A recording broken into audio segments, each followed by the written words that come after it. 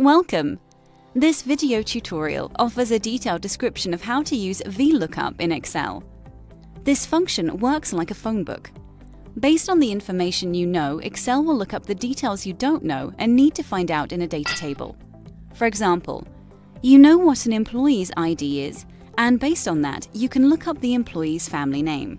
If you're curious how to use Vlookup, let's go through it step by step together.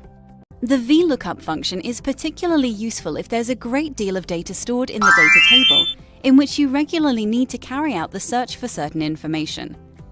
Today, we're going to have a look at how to look up the last name of an employee based on their ID. To begin, select the cell where you want the search result to appear. In this case, it will be the cell next to last name. Type in the equal sign, then Vlookup, and select the suggested function. To make the function work, we'll need to enter some more details.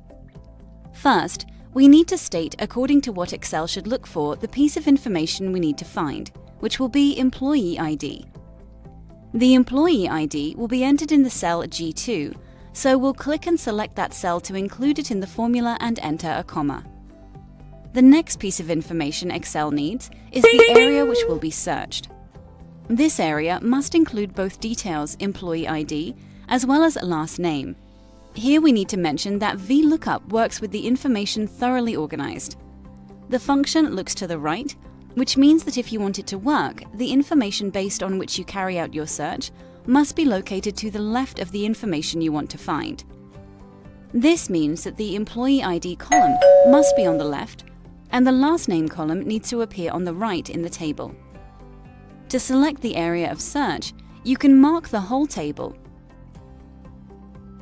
add a comma, and we'll move on to the next step.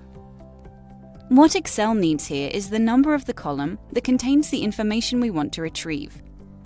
The column numbering in the selected area is standard 1, 2, and 3. Since we want to look up the last name, and this information is stored in the second column, we'll type in 2.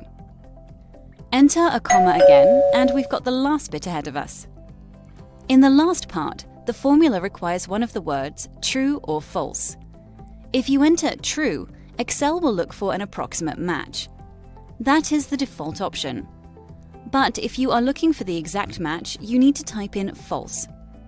In this case, we want Excel to look up the employee's family name based on the exact match of the employee's ID, so we'll use false here. Click on Enter, and the job's done. The Vlookup function is complete and correct, but we didn't enter any employee ID. That's why there's no result in the field last name for the time being. Once we enter an ID, it will look for the exact match of what we entered, and based on it, Excel will provide us with the employee's family name. So if we enter, for example, 1004, Excel will find for us the last name of the employee with the ID 1004, which is, in this case, Williams. If we type in 1013, Excel will show that the last name of the employee with this ID is Walsh. If we enter an ID which is not present in the data table, Excel will not show any valid result. Well, this was a short video on how to use one of the most favorite functions in Excel, Vlookup.